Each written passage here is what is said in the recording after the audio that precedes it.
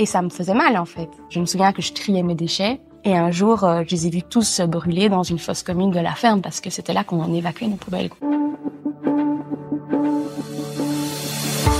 Et si vous étiez capable de bien plus? Et si cette personne que vous admirez vous ressemblait beaucoup plus que vous ne le pensez? Et si vous vous entouriez de personnes ordinaires qui se sont créées une vie extraordinaire? Je suis Steph, multi-entrepreneur, passionnée par l'épanouissement de soi sous toutes ses formes et ce depuis plus de 15 ans. J'interroge des personnes inspirantes qui sont sorties du rang pour se créer la vie qui leur plaisait à elles. Sont-elles spéciales? Pas du tout. Mon objectif, c'est vraiment de vous montrer que si elles ont réussi, si moi j'ai réussi, eh bien, vous pouvez tout à fait réussir aussi. Ici, pas de blabla, pas de monde des bisounours. Mes invités vous racontent leur succès, mais aussi les leçons qu'ils ont tirées de leurs échecs pour que vous puissiez aller encore plus vite vers la vie qui vous inspire, vous. Je n'en dis pas plus, passons à cet épisode. J'espère que vous prendrez autant de plaisir à l'écouter que j'en ai eu à l'enregistrer. Bonjour tout le monde, on est aujourd'hui avec Manon de Tipeee. Je ne vous dis pas encore ce qu'est Tipeee, on va garder un tout petit peu de suspense. On s'est connus, Manon, quand on a lancé toutes les deux notre entreprise. On l'a lancé plus ou moins en même temps, en tout cas on est rentré dans le programme Jobin à l'époque en même temps. Et en fait Manon, elle a un super chouette parcours, elle a une très belle histoire de switch et donc c'est ça que je voulais t'interviewer aujourd'hui. Je vais commencer par ma petite question basique. Est-ce que tu peux déjà nous décrire qui était la petite Manon? Dans quel environnement elle a grandi? Comment est-ce qu'elle était? Oui, je vais essayer. Donc, moi, je suis née à Bruxelles, en fait, originaire. J'ai un frère et une sœur. Et petite, j'étais plutôt curieuse. Je crois que je posais beaucoup de questions. J'aimais beaucoup lire. Un peu timide. Je rougissais beaucoup. Ça va peut-être m'arriver aujourd'hui. On s'en fout. On coupera ce qu'on veut. C'est pas grave. Ça fait partie de moi. Assez touchée déjà par la nature, etc. Et plutôt énergique, je crois. Pas, même si j'étais timide, j'étais pas renfermée pour autant. Okay. J'ai fait les mouvements de jeunesse. Ça, vraiment, ça, c'était une des plus belles aventures de ma vie. Un petit peu de sport. Et puis, et voilà, j'ai grandi principalement à Verviers. Ok, d'accord. Comment est-ce que se passe ton début de parcours scolaire et surtout professionnel? Vers où est-ce que tu te diriges? Qu'est-ce que tu dois faire? Depuis la petite enfance? Non, vraiment à partir du moment où tu commences à faire tes propres choix. Oui, alors choisir en réto ce que j'allais faire l'année d'après, je trouve que c'était quand même compliqué et j'ai fini par me diriger vers la traduction et l'interprétation. D'accord, donc, je coupe juste ici pour les Françaises. La réto, c'est donc l'année du bac. Oui. Voilà, comme ça on a la traduction. Oui, donc j'ai choisi la traduction et l'interprétation. Parce que j'ai toujours adoré les langues étrangères. Et en fait, mes parents ont tous les deux étudié ça. Donc, je manquais un petit peu d'idées. Et je me suis dit, OK, on va faire comme papa, maman. Et j'ai choisi l'université de Mons. Donc, je suis partie côté là-bas. Et j'ai commencé mes études là. Pareil, côté, je suis pas sûre qu'en France, c'est chez nous je sais pas, peut-être que je fais une traduction inutile, mais c'est pas grave. Chez nous, un côte, c'est un logement d'étudiants. Exactement. Voilà, donc côté, c'est partir en logement étudiant. Voilà, on va dire ça. Sachant que Mons est à une grosse heure et demie. À peu près, oui, en train, c'était à peu près 2 heures. Voilà. Donc, j'habitais là-bas du lundi au vendredi et puis je rentrais le week-end chez mes parents. Okay. Ces études étaient très intéressantes, mais très compliquées, très exigeantes. J'ai eu beaucoup d'examens ratés, j'allais dire de seconde cesse, mais donc d'examens ratés. Mais j'ai continué, je passais d'année en année, et puis en 5e et dernière année, j'ai raté mon diplôme et je ne pouvais juste pas recommencer. Okay. J'étais vidée. Faut savoir que dans l'option que j'avais choisie, donc vraiment l'interprétation de conférence, on n'était plus que 8 étudiants, toutes langues confondues. Il y en a que 4 qui ont eu le diplôme. Donc en 5e, vous êtes 8 pour cette option-là. Et il y en a 4 qui arrêtent en dernière année. Il y en a 4 en tout cas qui réussissent. Il y en a quelques-uns qui ont recommencé. Okay. Moi, juste, j'étais vidée. Enfin, c'était devenu un stade où le dimanche soir, quand je devais reprendre le train pour rentrer à Mons, j'étais à 2 doigts de pleurer. J'avais pas envie. J'ai développé. Bon, je disais au début que je rougissais. Là, je développais des plaques, en fait, carrément sur le haut du corps. Quand je sortais d'examen, je voyais les yeux de mes copines qui me regardaient comme si j'étais monstrueuse, quoi. Donc, je pense que là, mon corps s'exprimait un petit peu. Donc, aux grandes dames de mes parents, je ne me suis pas réinscrite pour recommencer et retenter la chose. Jusque-là, tu avais réussi toutes tes années ou... Oui, malgré les secondes cesses et les crédits résiduels, je passais quand même d'année en année. Donc, j'ai gardé un rythme. Bon, j'avais pas des étés très chouettes parce qu'il fallait retourner passer les examens. Mais j'avais quand même fait 1, 2, 3, 4, 5, quoi. OK. Ouais.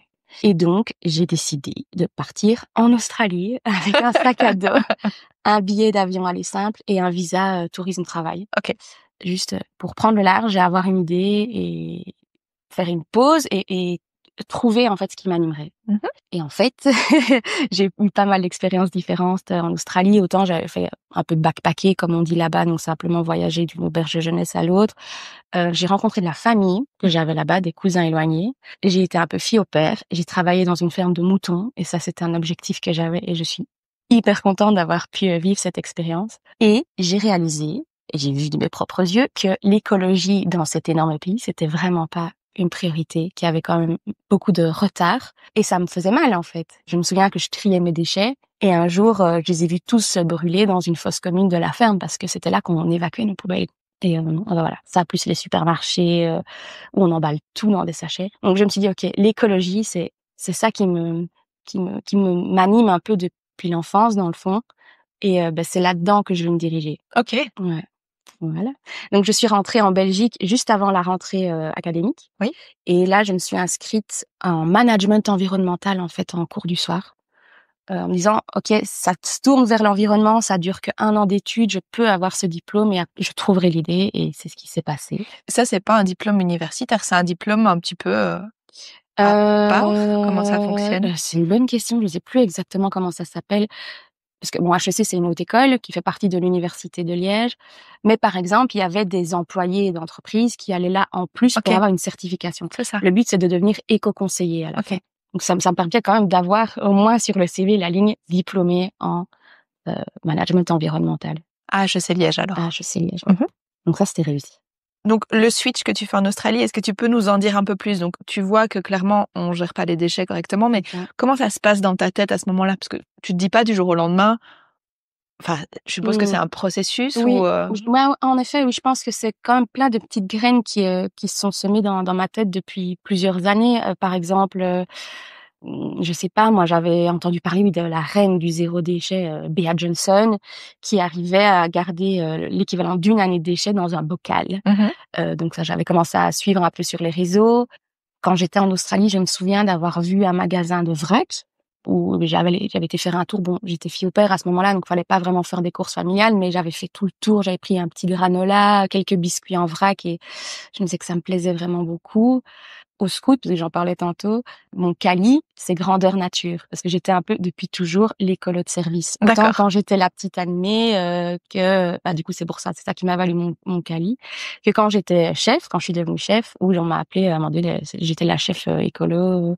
À un moment donné, pendant les camps en prairie, j'avais créé vraiment un système de poubelles commun. J'avais essayé de simplifier au max. On m'a appelée la chef poubelle. Bon, ça m'a pas dit, j'étais contente, en fait, de ça et de voir que j'avais un impact parce que quand je recroise des jeunes que j'ai eu comme animés qui sont maintenant chefs, ils ont gardé le système. Donc, tu vois, tout ça, c'est quand même, ça s'est construit, quoi. Et oui, en Australie, c'était un peu la goutte d'eau où de me dire, je peux pas faire quelque chose qui est pas en lien avec ça et faire comme si je n'avais rien vu. Bon, après, même là-bas, quand j'étais fille au père, des fois, je posais un peu des questions à la famille. Vous êtes sûr qu'on a besoin de ce sachet en plastique supplémentaire ou pas? Bon, après. C'était en quelle année, ça? Alors, je pense que je suis partie. C'était fin 2016, début 2017. Parce que je pense que j'ai dû commencer mes cours du soir en septembre 2017. Ouais. Voilà, c'est pas il y a 10 ans, quoi. Ouais. En principe, on est censé être tous un minimum, mais pas trop. Oui, c'était pas avant-gardiste à ce moment-là de ne plus prendre de sachets. On en parlait déjà beaucoup ici. En tout cas en Europe, en tout cas en Belgique. Oui. Super. Voilà, c'est un peu tout plein de petites étapes comme ça et oui, et aussi quand j'étais là-bas, je me suis dit OK, je suis restée 9 mois quand même. Je savais bien qu'à un moment donné je voulais rentrer, même si de base j'avais pris qu'un aller simple et septembre arrivait tout doucement, donc je me disais OK, c'est peut-être l'occasion de reprendre des études, de rentrer en Belgique, voilà, tout commençait peut-être petit à petit à se mettre en place, quoi. OK. Et donc tu rentres, tu pars pour 1 an d'études que tu réussis et que tu apprécies. Oui. Oui. En parallèle, je me suis inscrite à l'IFA PME pour faire une formation accélérée en gestion. OK. Donc voilà, on a un peu le profil de l'entrepreneuriat qui se dessine. Et j'ai particulièrement apprécié ces études parce que la petite cerise sur le gâteau, c'est que c'est là que j'ai rencontré mon compagnon actuel. Voilà. Ça aide. Bah oui. Donc ouais, c'était une période un peu spéciale parce que du coup j'étais étudiante, j'avais des horaires spéciaux, donc pour trouver des jobs ou quoi, c'était pas spécialement facile, mais j'étais concentrée sur mes études, quoi. Ok. Ouais. Et j'ai quand même un peu travaillé, ceci dit, mais des intérims, ouais, surtout. Oui, parce que pendant la c'était des période études spéciale. de cours du soir. Oui, c'est ça. Et les cours de gestion, c'était en journée? En journée, Ok. ouais, ouais. Donc Ouais. c'était un horaire un petit peu spécial, quoi. Ouais. Je prenais beaucoup le train et au final, je pense que tous les jours, j'avais au moins un cours, mais c'était soit le soir, soit le matin, le samedi matin aussi. Ok. Ouais. Et donc là, germe Tipeee, déjà. Oui. Oui. C'était pendant un cours de communication.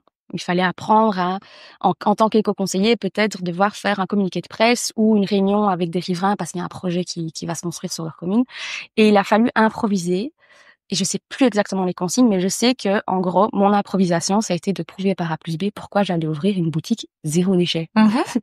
Et en fait, ça fait cling. Et mon compagnon, qui à l'époque flirtait un petit peu avec moi, après m'appelait ma petite épicière. Ça germait un petit peu. Il t'appelle toujours comme ça? Non, c'est fini. Non, non.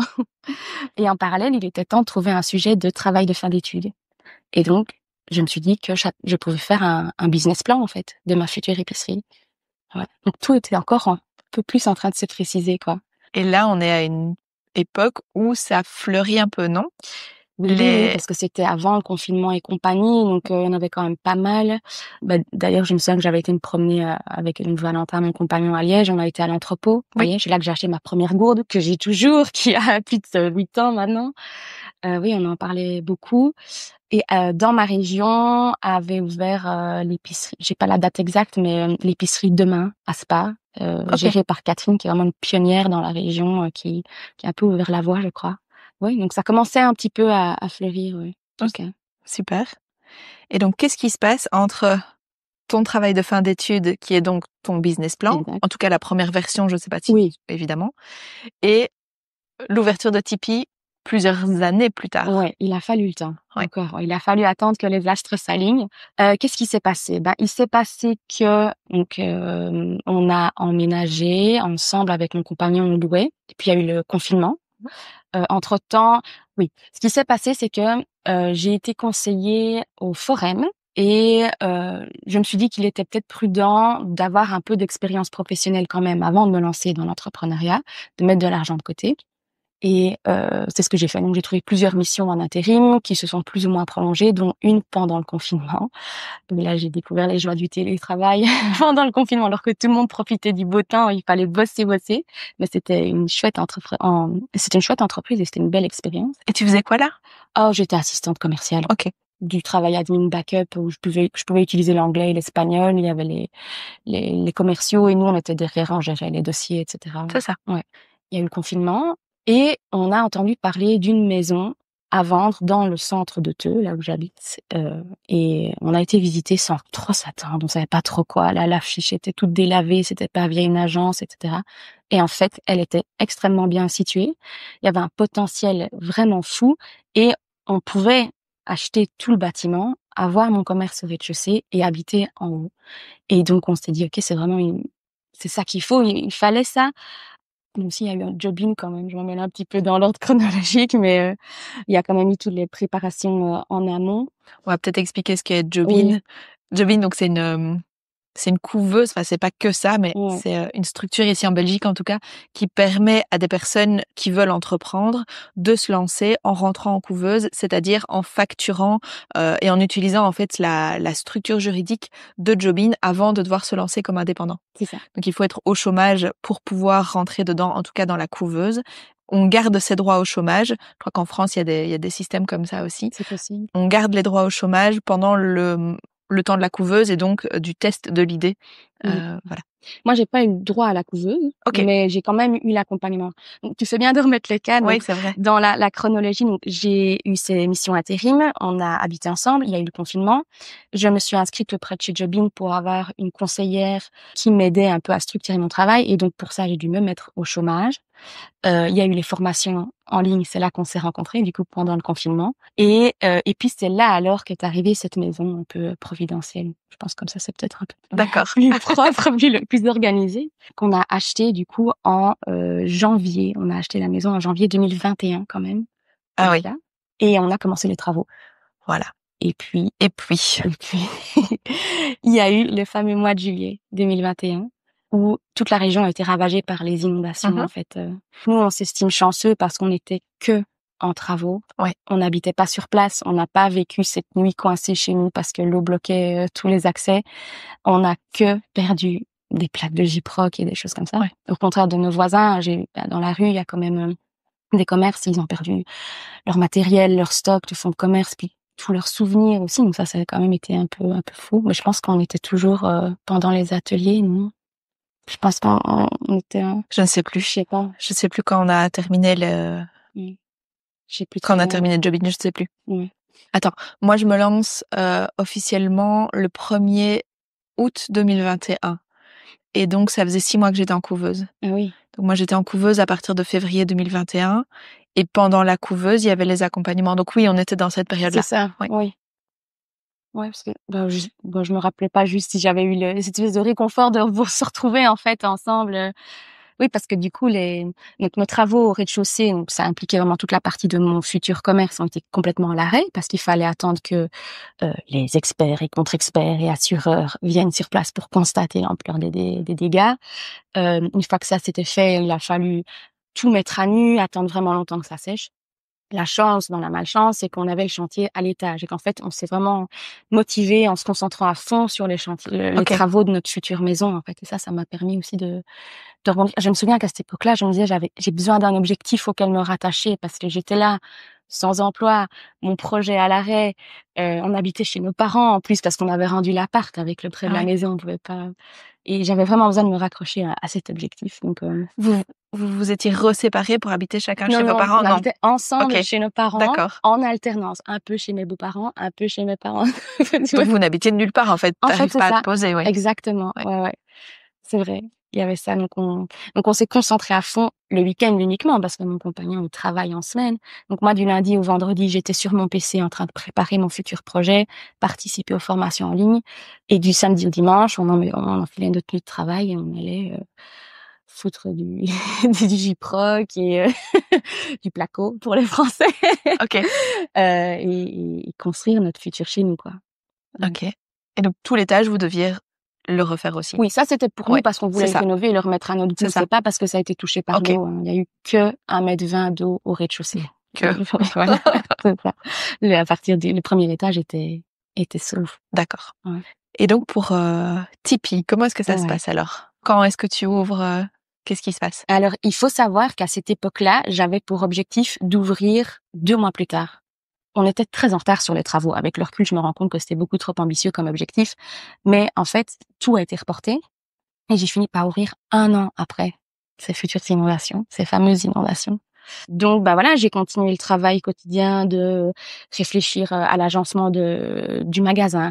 Du coup, il me fallait tel meuble, donc tel matériau. Mais dans le meuble, je devais déjà réfléchir à quel produit j'allais mettre où, donc quel espace il fallait, quelle structure. Donc, en fait, tu t'improvises architecte, menuisier, décoratrice d'intérieur, réfléchir à la belle fluidité dans le magasin, où est-ce que je vais mettre la caisse, etc., etc. Donc, je préparais tout ça, je contactais les fournisseurs.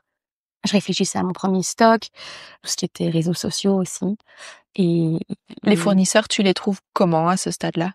Quelqu'un qui voudrait maintenant ouvrir une boutique, n'importe laquelle, par où est-ce que c'est toujours c'est une très bonne compliqué, question. Hein? En fait, ma première conseillère Jobin avait accompagné quelqu'un qui a repris le business de son papa et qui était déjà distributeur bio. Ok. Où elle le connaissait, quelque chose comme ça, parce qu'elle m'a dit contacte un peu un tel. C'est ce que j'ai fait, et en effet, c'était sur le plateau de Herve, donc vraiment pas loin de chez moi, un distributeur grossiste bio avec du vrac et une gamme de produits vraiment chouette que j'ai encore toujours aujourd'hui. Je pense que j'ai beaucoup utilisé Google, Facebook et compagnie, voilà, un petit peu. Puis même moi, ce que j'achetais, je regardais un petit peu les produits que j'aimais bien, les marques, voilà, essayer de les retrouver, etc. Depuis lors, quand même, il y a eu du changement au niveau des fournisseurs. Il y a eu beaucoup de fusions, de rachats et compagnie. Donc ça, c'est quand même une autre réalité qu'il y a 2021, oui, 4 ans, quoi. Oui. Donc Google, vraiment beaucoup Google. Et bouche à oreille aussi. Et j'ai la chance de connaître des personnes qui ont ouvert une coopérative pas loin de chez moi, que j'ai eu comme chef scout, tu vois. tout revient. Et elle savait que j'avais ce projet-là, et elle m'a proposé de se voir et de papoter, de proposer de l'aide, etc. Donc, c'est chouette aussi. Il faut s'entraider, il faut être solidaire, et pas chacun dans son coin. On n'est pas, oui, il y a de la concurrence, mais on se bat tous pour la même cause, donc, il faut s'entraider. Donc, tu trouves tes fournisseurs, tu trouves ton agencement, et puis, qu'est-ce qui se passe? Et puis, qu'est-ce qui se passe? Il faut aller de plus en plus vite pour demander à mon menuisier de faire construire les meubles. En parallèle, aller acheter tout ce qui est matériel de service, tu vois, les fameux silos en plastique dans lesquels on met le vrac qu'on utilise pour se servir, les pinces, les entonnoirs. Ça s'achète? Oui. Ok. Alors, j'ai acheté une partie en neuf, j'ai acheté une partie en seconde main, notamment à une dame qui avait un magasin dans le Hainaut qui revendait. Oui, parce qu'en fait, il y a un groupe Facebook des épiceries vrac, etc. en Belgique que j'ai pu rejoindre. Et en fait, à ce moment-là, tu parlais tout à l'heure du moment où j'avais l'idée et que ça fleurissait. L'époque où je me suis lancée, en fait, malheureusement, ça a été un peu une période de déclin pour le secteur.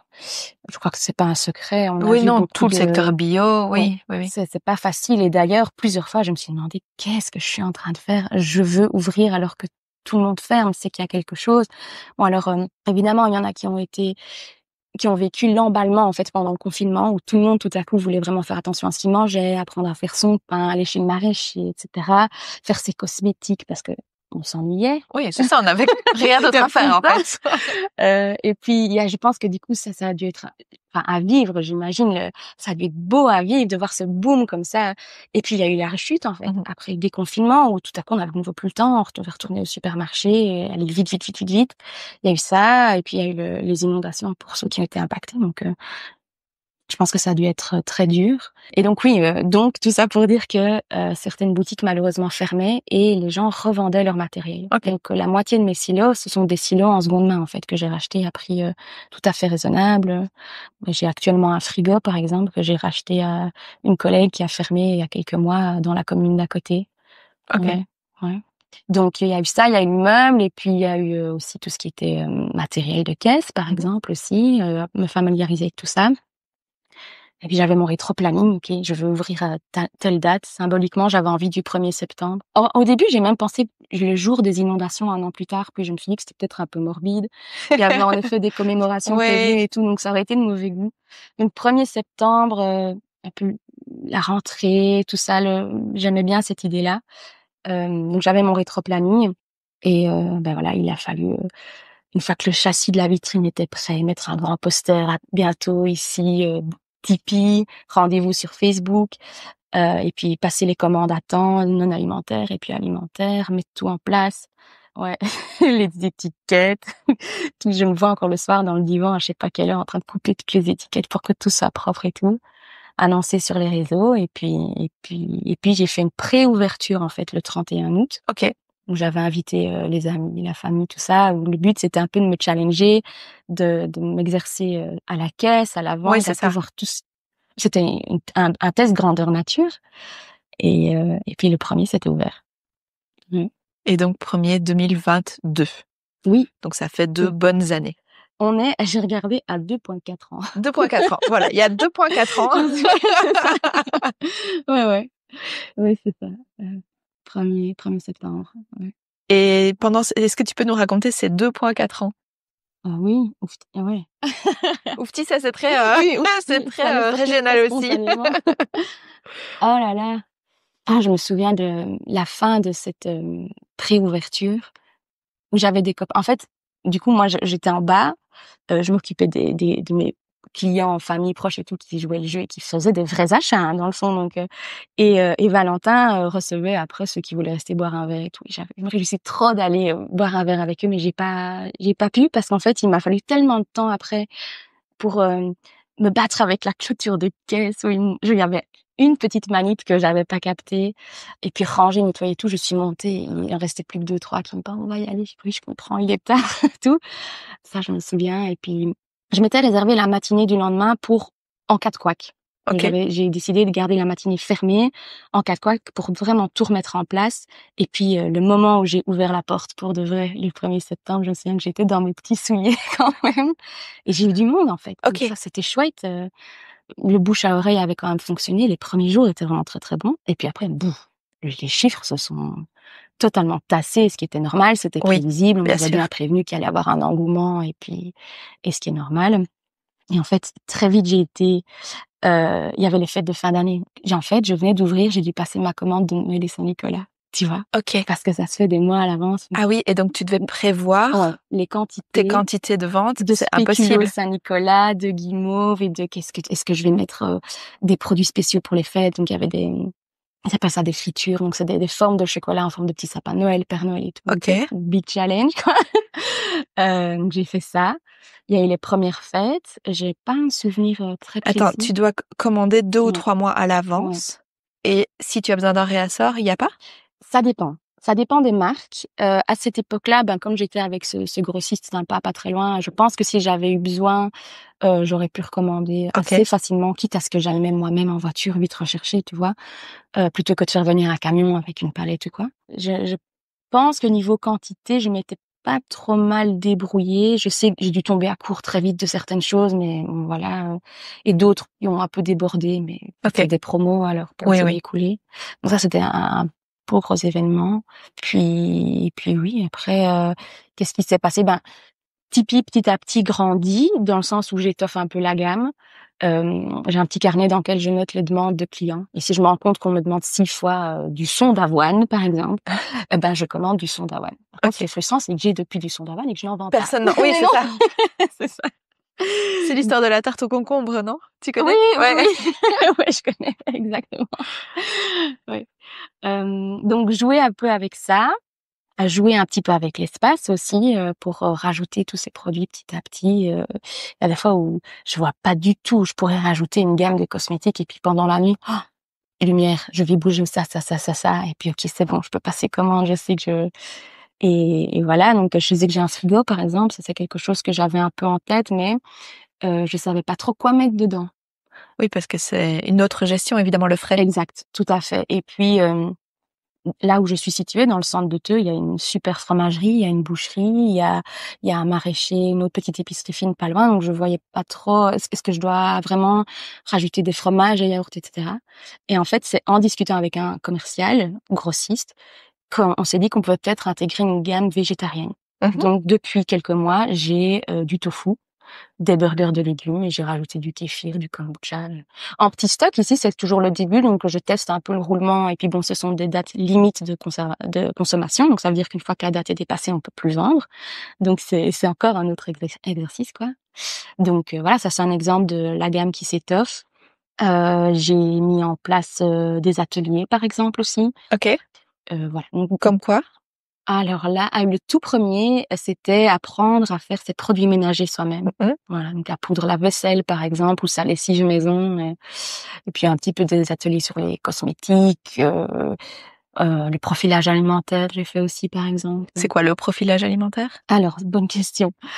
Selon cette théorie, on est tous configurés d'une certaine façon. Je suis pas experte, hein, c'est pas moi qui donne Mhm. les ateliers, ce sont chaque fois des prestataires femmes jusqu'à présent d'ailleurs. Et souvent je participe. Celui-là, Roxane m'a fait mon profilage alimentaire et ça se base sur le groupe sanguin, je crois, par exemple le rythme de la digestion, plein d'autres facteurs. Et en fait, ça détermine un profil. Et après, quand tu connais ton profil, tu apprends que c'est bien de manger Moi, par exemple, elle m'avait dit tous des plats qui mijotent longtemps et lentement, par exemple. Ok. Que le beurre de ferme, pour moi, c'est excellent. Que c'est une bonne matière, c'est que je peux y aller.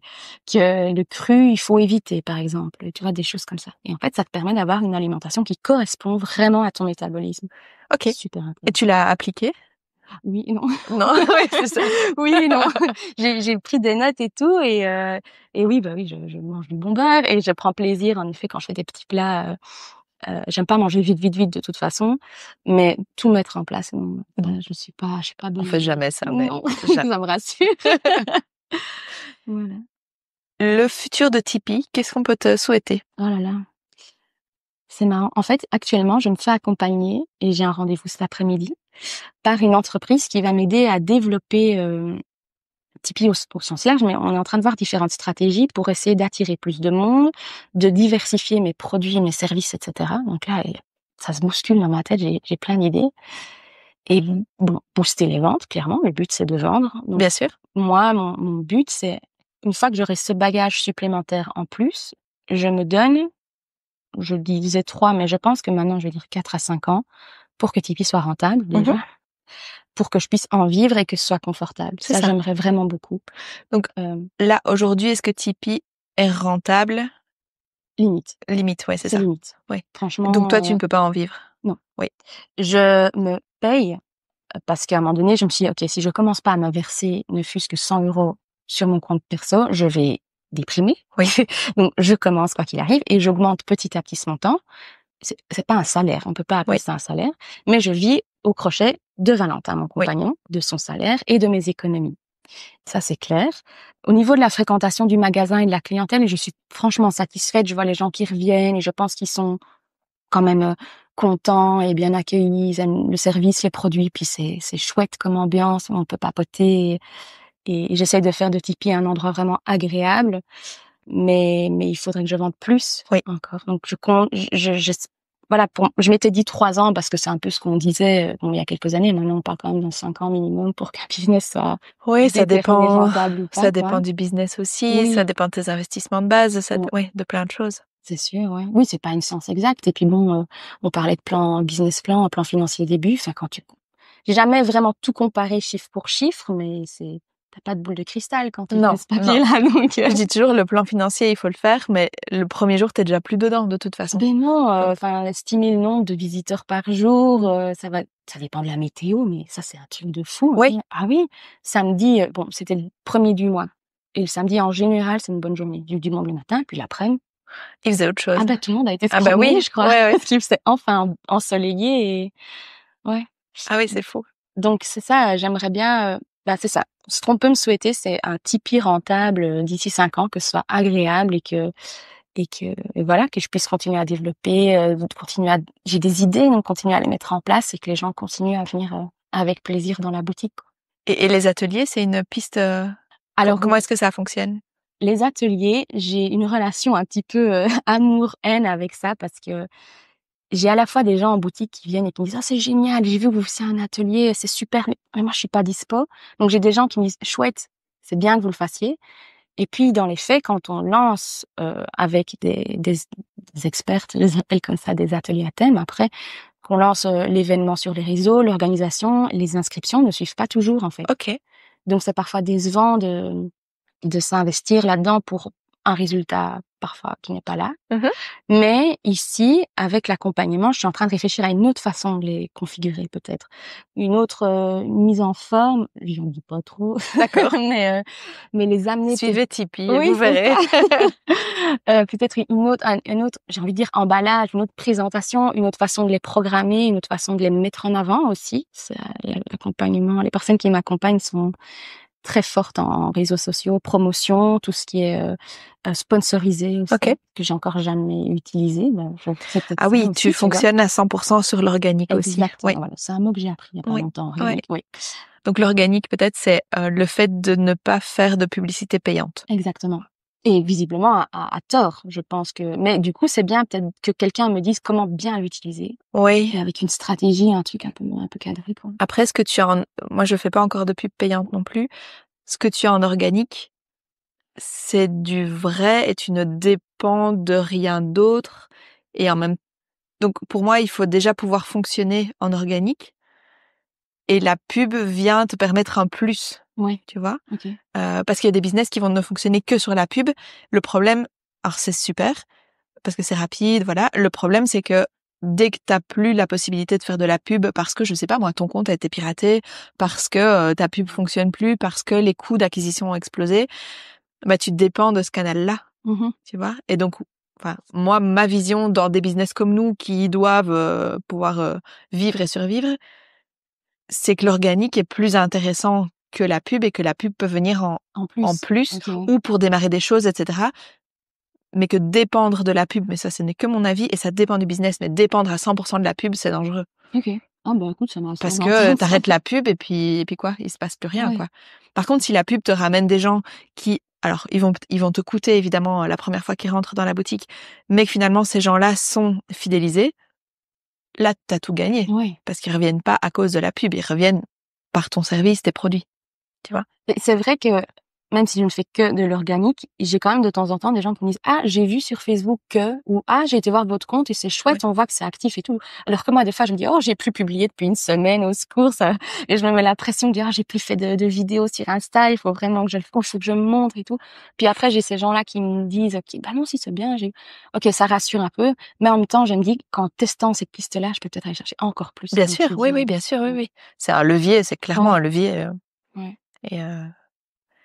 Et parmi d'autres, mais mon message, c'est juste, faut pas diminuer l'importance de l'organique parce que l'organique, bah, c'est, pour moi, a encore plus de valeur que les gens qui viennent via la pub.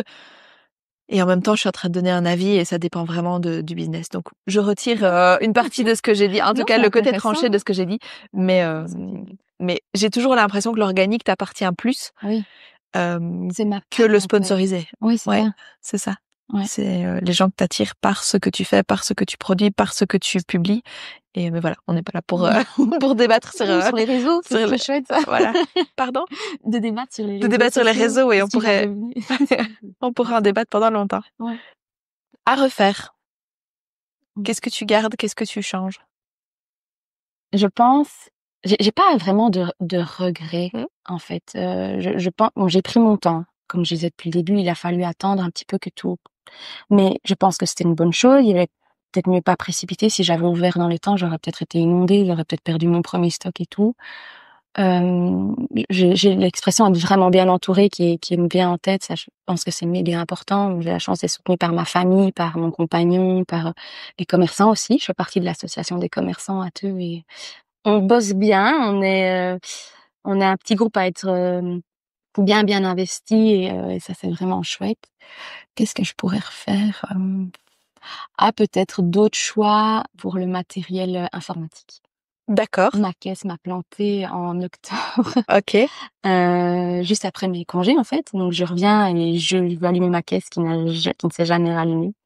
Et en fait, j'avais simplement racheté un ordinateur reconditionné. Je trouvais ça chouette. Ça correspondait à mes valeurs. Bien sûr. Plutôt que de racheter un nouvel ordi, j'avais cette caisse avec un logiciel recommandé par plein d'autres épiciers et tout. Et j'aurais peut-être dû... bon après, une caisse neuve aurait peut-être me planter aussi, mais voilà, elle avait déjà bien vécu et voilà, ça c'était quand même un peu compliqué. Et peut-être investir, on parlait de matériel, investir peut-être déjà plus tôt dans certaines choses. Par exemple, mon enseigne. Ok. J'ai attendu 1 an avant de la faire poser. Donc c'est on ne vous voit pas parce que c'est vrai que je suis dans une rue à sens unique, que les gens n'empruntent pas spécialement pour aller dans le centre, il y en a une autre juste à côté. Ok. Et j'ai procrastiné en fait. Voilà. Parce qu'il fallait demander un permis, parce que c'était des démarches admin en plus du reste, parce qu'il fallait investir là-dedans aussi. Je l'ai fait et je suis hyper contente du résultat, mais j'aurais peut-être pu le faire dès le début en fait. Et tu vois une différence de fréquentation ou de visibilité enfin de visibilité oui évidemment, mais tu vois un impact sur tes chiffres avec ton enseigne? Je sais pas si c'est l'enseigne ou si c'est le bouche à oreille qui a fait son travail. C'est ça. Parce que Theux c'est une commune qui est très large au niveau géographique, mais le centre de Theux est plutôt petit et les gens se connaissent beaucoup et visiblement le bouche à oreille fonctionne bien. Okay. Parce que j'ai des gens qui viennent et qui me disent on m'a dit que ça c'est très chouette aussi. Chaque semaine, je crois que j'ai au moins une personne qui rentre qui me dit c'est la première fois que je viens.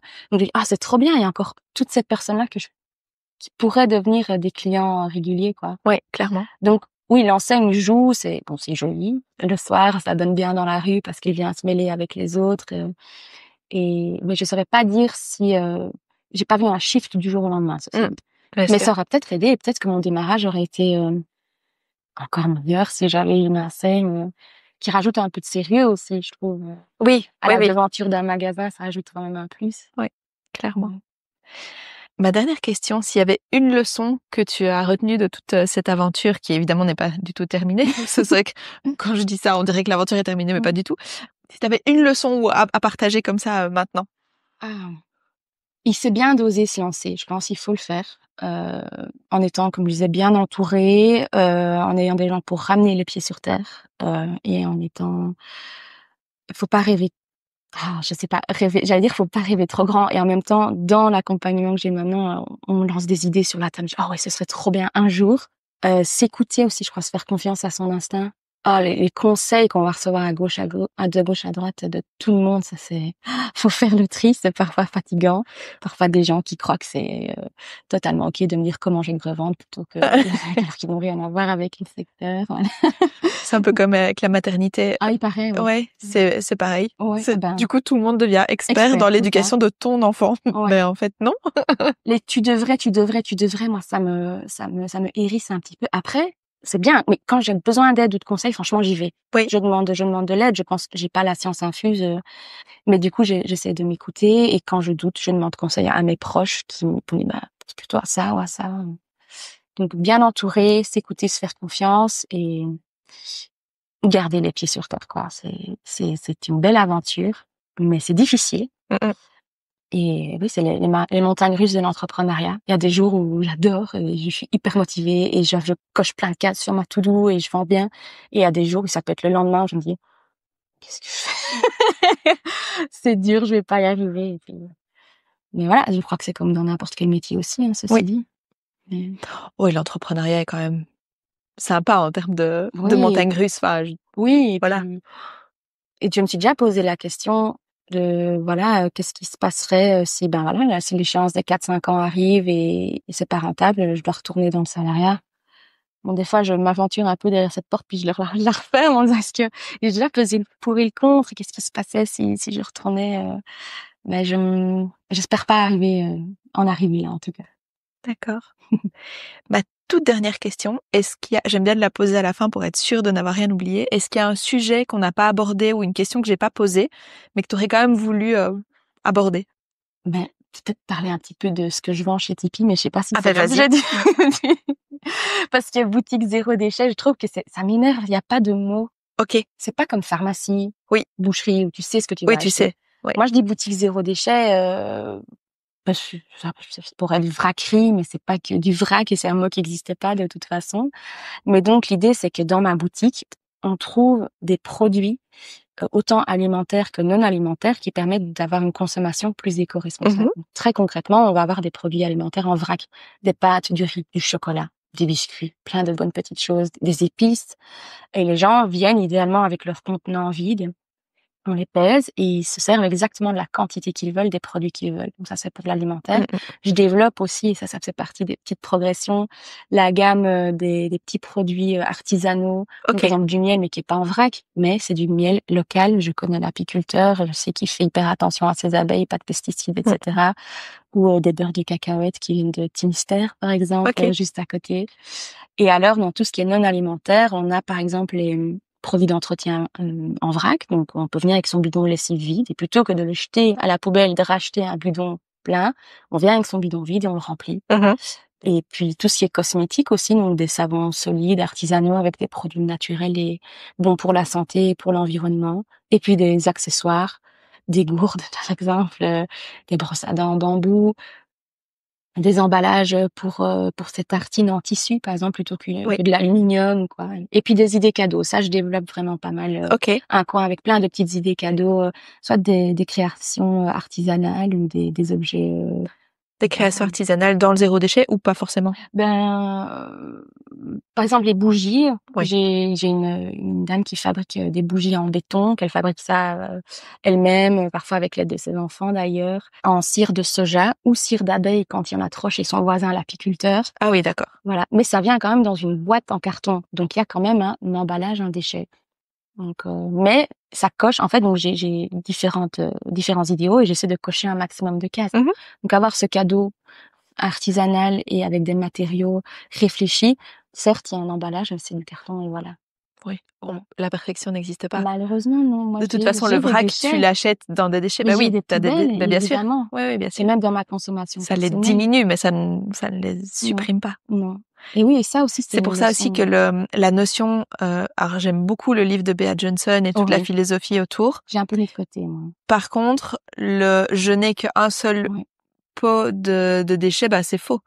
Parce que tout ce que t'achètes, même en vrac, a été conditionné. Et donc, je trouve que ça culpabilise et Et tu fais bien d'en parler parce que ça me fait penser à un des progrès de Tipeee. C'est que moi, j'ai revu un peu ma vision au début, où j'aurais trop aimé arriver à ce stade-là il y a 2 ans. Et puis là, je me dis, mais non, c'est pas possible. Enfin, et les gens, et maintenant, quand il y a des gens qui me disent, j'ai oublié mes bocaux, ou je sais, je viens pas souvent, je leur dis, écoutez, ne vous mettez pas la pression. Vraiment, j'ai envie que les gens se sentent bien et ne culpabilisent pas. Mm-hmm. Et s'ils viennent, qu'ils n'achètent que leurs pâtes en vrac, c'est déjà ça. Oui, bien sûr. Donc vraiment, essayer de pas culpabiliser, comme tu dis. Et oui, il y aura toujours des déchets, c'est comme ça. Si on pouvait tout transporter, téléporter que ça dans un emballage, ça serait. Oui, ou que tout soit transporté dans des gros bocaux en verre qui sont vidés, qui sont réutilisés, oui. Mais du verre, quand même. En plus, voilà. Ouais. Oui, le verre n'étant pas parfait. Non. Donc oui. Ah oui, c'est vrai. On va pas rentrer dans ce sujet-là parce qu'on pourrait. Je trouve ça ultra intéressant, donc on pourrait aussi en parler pendant 2 heures. Un énorme merci. Merci à toi, c'est passé super vite. Oui, ça passe vite. Et bon, je vous mets dans la description évidemment les liens évidemment vers la boutique de Manon. Où est-ce qu'on te contacte le plus facilement? Alors moi, je suis présente sur Facebook, Instagram et un site web. Et je crois que Facebook, c'est celui où il y a le plus d'interactions. Vous pouvez aller là maintenant si vous voulez venir faire coucou sur Insta. J'essaie de faire des stories régulièrement. Il faut venir voir. Et voilà, donc c'est Tipeee Boutique Zéro Déchet dans Facebook. Et sur Insta, je crois que c'est Tipeee Boutique ZD. Mais il me semble que le lien est de toute façon répertorié sur la page Facebook et pareil pour le site. Parfait. Un tout grand merci. Merci à toi. J'espère que vous avez trouvé cet épisode aussi inspirant que moi. Si c'est le cas, n'oubliez pas de vous abonner, de laisser un avis 5 étoiles et de partager le podcast avec au moins 3 personnes qui pourraient en bénéficier. Ça me fait plaisir et surtout, ça me permet de vous proposer toujours plus de contenu de qualité. Vous voulez me partager en quoi l'épisode vous a fait bouger? Venez m'en parler sur Instagram ou sur Facebook ou sur LinkedIn. Pour retrouver les articles, les idées de lecture, le coaching et bien plus encore, rendez-vous sur le site internet croissant, avec un K évidemment, .club. On se retrouve dans le prochain épisode. À très vite pour une nouvelle dose d'inspiration et d'ici là, continuez de passer à l'action.